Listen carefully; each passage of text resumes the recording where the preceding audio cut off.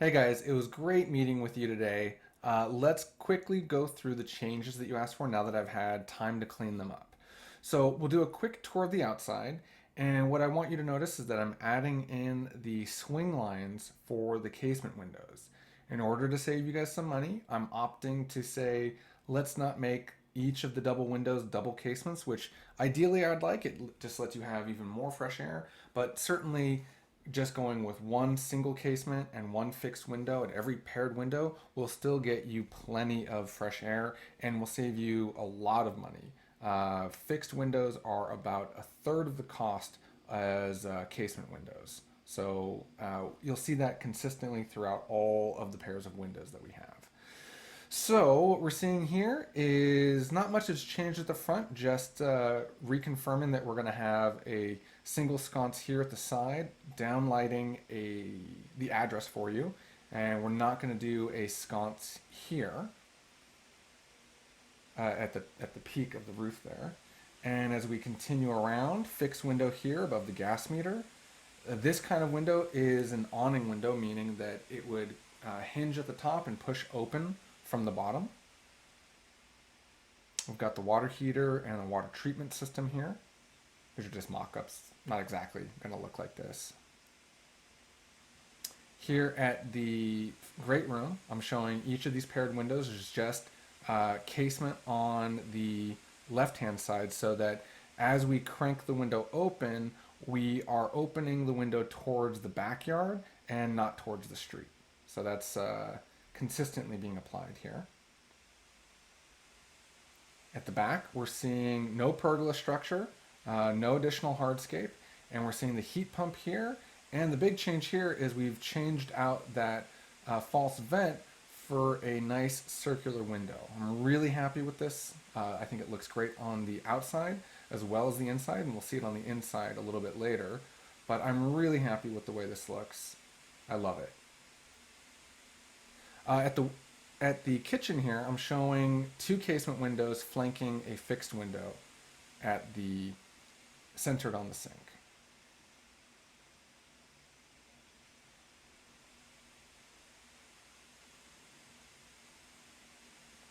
And then here at the back and the sides, like you requested, I'm not showing the brick veneer trim, the header trim. So it's a much simpler trim design at those windows. So now let's go ahead and head inside. And we're seeing the full barrel vault cleaned up with the wood oriented the correct way. I think it looks pretty great. I know I was more in favor of just matching the exact same barrel arch design that we had here at the front, but now that I've had time to clean it up and look at it, I think this looks great too.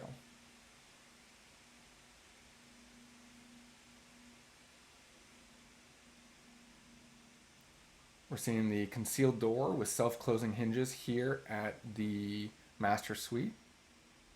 And I think when people are sitting here at this bench, I think it's going to be a pretty nice feature to have here. And I should probably put a little bit of artwork on the wall here, centered on the wall.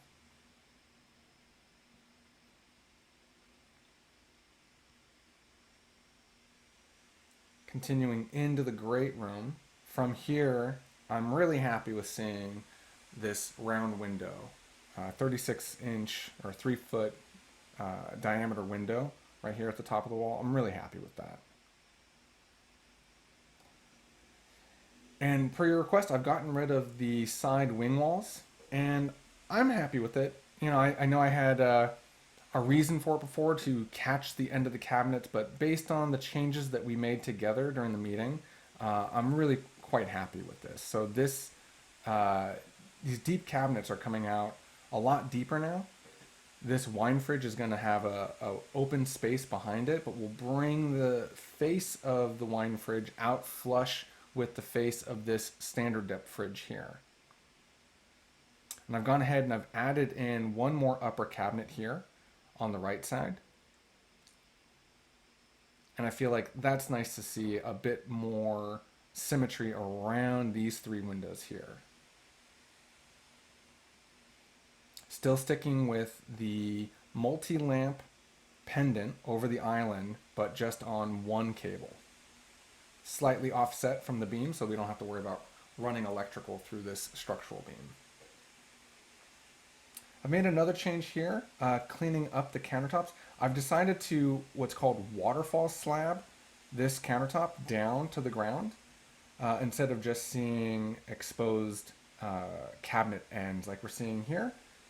Let me know what you think about this. I think it looks really nice, but the other option would be just to see the countertop edge right along here and then seeing exposed wooden end of the cabinets there. Like I talked about, I wanted to put something decorative on the wall here. So a nice big round clock to mimic the round window, I think would be a really nice thing to add on. Of course, that's just decor, but I think putting something high up here would be really nice. And then another change I made was I opted to include a little niche here. It's not very deep, but it's deep enough for photos or knickknacks or something like that. And I really like having something here to balance out this media door right here. So hopefully you'll like that.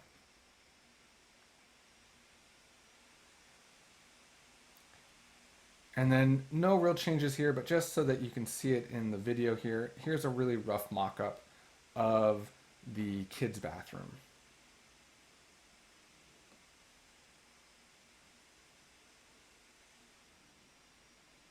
This would be the linen cabinet, and then this could either just be a curtain and rod, a really inexpensive way to contain the shower water, or of course you can go with a glass enclosure. Probably cost about $1,000 to $2,000 for the glass there.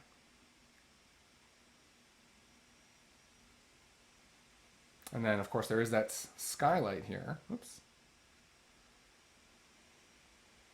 That we would see that's centered in this length of hallway that would really bring in a lot of light into this hallway. Even if all of these 3 doors are closed, we'll still get plenty of light in the hallway.